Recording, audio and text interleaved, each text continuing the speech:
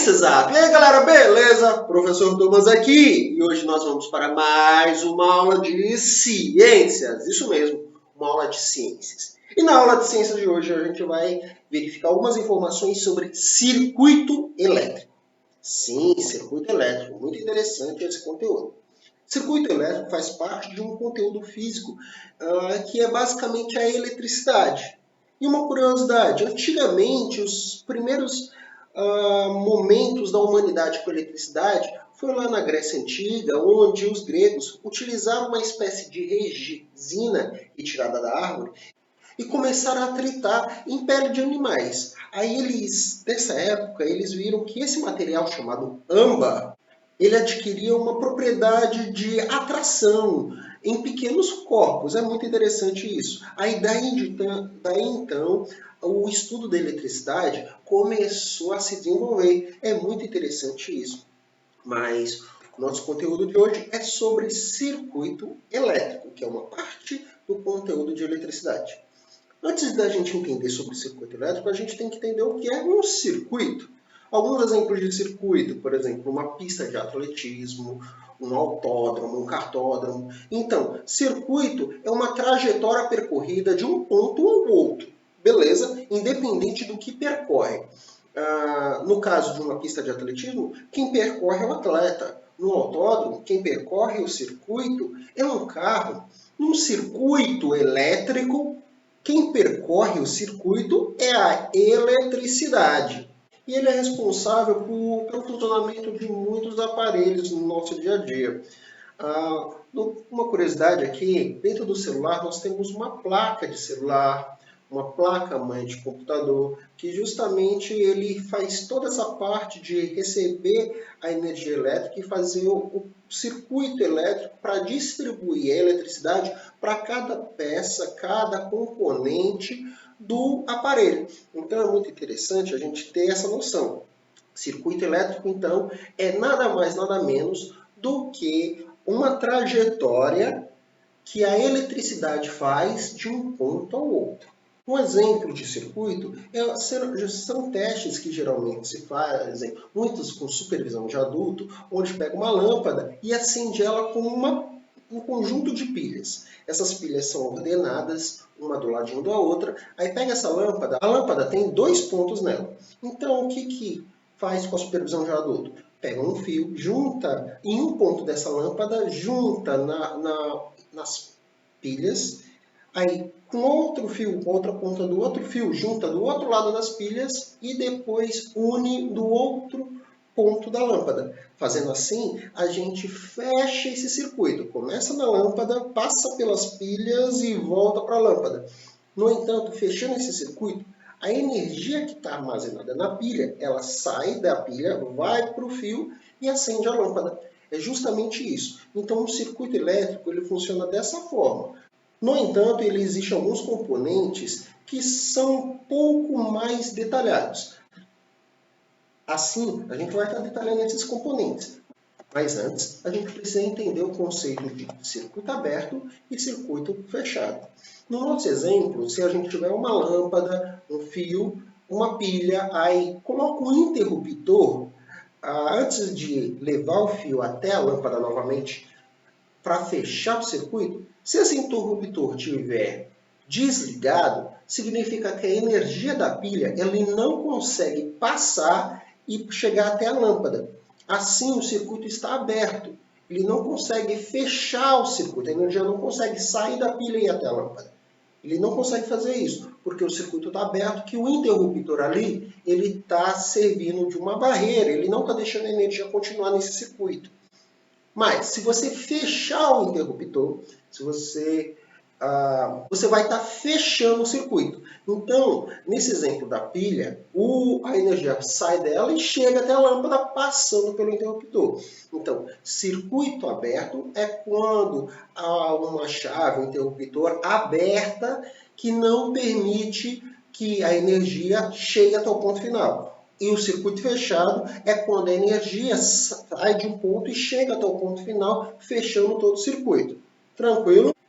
E o circuito ele pode ser classificado como circuito de corrente contínua um circuito de corrente alternada. O que acontece? Numa corrente contínua é quando a tensão e correntes são contínuas nas fontes, ou seja, elas não variam, é a mesma. Então, por exemplo, se estiver passando uma quantidade de corrente, de tensão pelo circuito, ela vai ser a mesma, tá? Ela não muda, ela não vai nem para cima, nem para baixo, ela continua sempre a mesma durante todo o circuito. Já um circuito de corrente alternada significa que a tensão e a corrente ela se alterna no decorrer do tempo. Então, pode ser ao momento, naquele circuito a corrente está mais alta, pode ser que ela esteja mais baixa, mais forte, mais fraca. Aí depende de muito. Então, tem essas classificações entre circuito de corrente contínua e circuito de corrente alternada. E os circuitos, eles possuem alguns elementos. É muito interessante esses elementos. Por exemplo, a gente acabou de falar sobre o interruptor. O interruptor é nada mais, nada menos uma chave que serve para abrir ou fechar o circuito. E sempre que você vê no livro, ele vai ter mais ou menos esse símbolo que está em cima de um tracinho. Aí vem outro tracinho diagonal e outro tracinho, justamente. Esse é o símbolo de chave interruptor. Justamente, se você ver só o desenho, você já começa a associar. Ali é uma chave interruptor. Esses são elementos fundamentais para qualquer circuito, garante muita segurança. Outro elemento do circuito é o fusível, que é esse traço grandão com retângulo. O fusível é muito importante do circuito também. O fusível são dispositivos de segurança que interrompem a passagem da corrente elétrica no circuito, caso exceda uma margem de segurança. Então, por exemplo, se tiver uma corrente alternada e tiver um fusível, esse fusível não vai deixar, por exemplo, se a corrente vir muito forte, ele não vai deixar essa corrente passar para o restante do circuito, por conta que ele é um dispositivo de segurança. Se essa corrente vir muito forte, ele queima, então abre o circuito e a corrente não consegue mais passar. Assim, evitando, por exemplo, uma queima de algum produto eletrônico ou a possibilidade de tomar algum choque. Então, fusíveis são muito importantes nesse conteúdo de circuitos elétricos. Tranquilo? Outro elemento que a gente tem são os resistores. Os resistores é esse tracinho com um zigue-zague, aí segue outro tracinho. Esse daí é a simbologia dos resistores.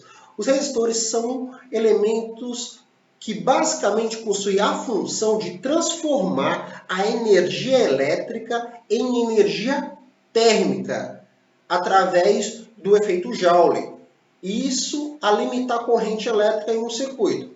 São dispositivos usados principalmente para o aquecimento. Por exemplo, um chuveiro elétrico, uma sanduicheira, uma chapinha, uma churrasqueira elétrica. Então, esses resistores, eles servem justamente, eles aquecem. A energia vem nele, ele pega essa energia e transforma essa energia elétrica em energia térmica. Então, para um chuveiro elétrico, a água sai quentinha. Então, é muito importante ter esses resistores no circuito do chuveiro elétrico.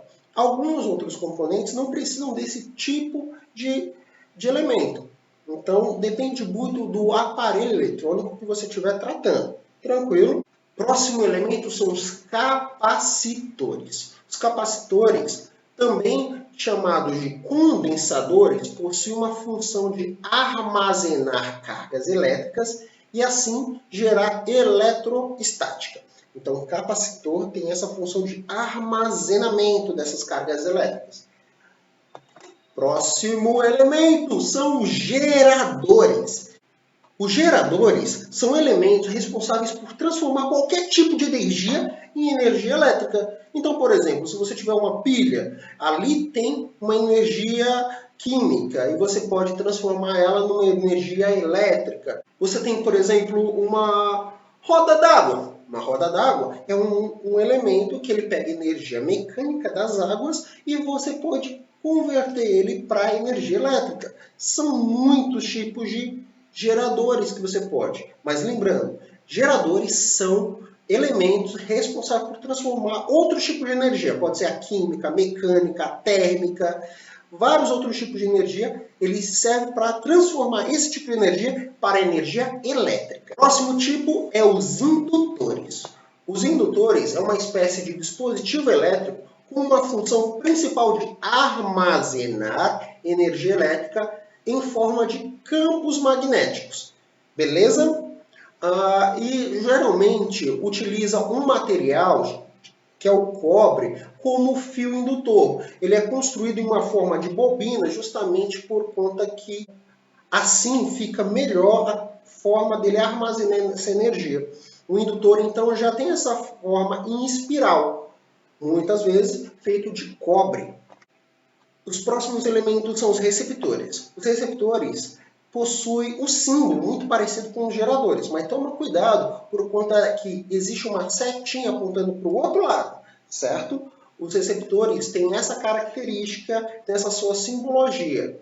Porque os receptores são dispositivos que se valem da energia fornecida pelo gerador de um circuito para transformá-la em outras formas de energia, tais como cinética, energia luminosa, energia sonora. Os eletrodomésticos em geral, com exceção dos aquecedores, que são a energia térmica, são bons tipos de receptores. Então, você tem que visualizar isso. Receptor é justamente quem recebe essa energia, receptor recebe a energia vinda de um gerador. Ele recebe essa energia e transforma. Pode transformar para, por exemplo, uma lâmpada quando acende. Ela transforma a energia elétrica em energia luminosa. Então, essa lâmpada é um receptor. Um fone de ouvido, ele pega a energia elétrica que ele recebe e transforma em energia sonora. Então, o fone de ouvido é um receptor. Tranquilo? A primeira é simplesmente, você sabe qual é a diferença entre pilha e bateria? Qual é a diferença entre pilhas e baterias? Bem, a pilha é um dispositivo que produz energia. Já uma bateria não é nada mais, nada menos do que um conjunto de várias pilhas. Esse conjunto de várias pilhas recebe o nome de bateria. E algo muito interessante é o seguinte, a respeito do circuito, nós temos dois tipos de circuito, o circuito em série e o circuito paralelo. O circuito em série significa que a corrente elétrica passa por um único caminho em série. Aí ele passa por todas as lâmpadas, no caso aí do nosso exemplo, ele passa por todas as lâmpadas. Beleza?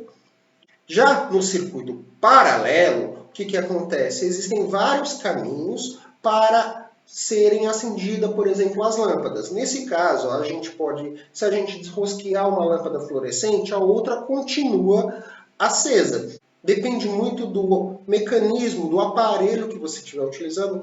Tem que saber se o mais adequado é um circuito em série ou um circuito paralelo. Beleza? Bem, então é isso, galera. Eu vou deixar um quiz aqui para você responder nos comentários o que você achou dessa aula e a gente já vai caminhando para o nosso fim. Mas não se esqueça, qualquer dúvida, pergunte, porque eu estou aqui para ajudá-lo.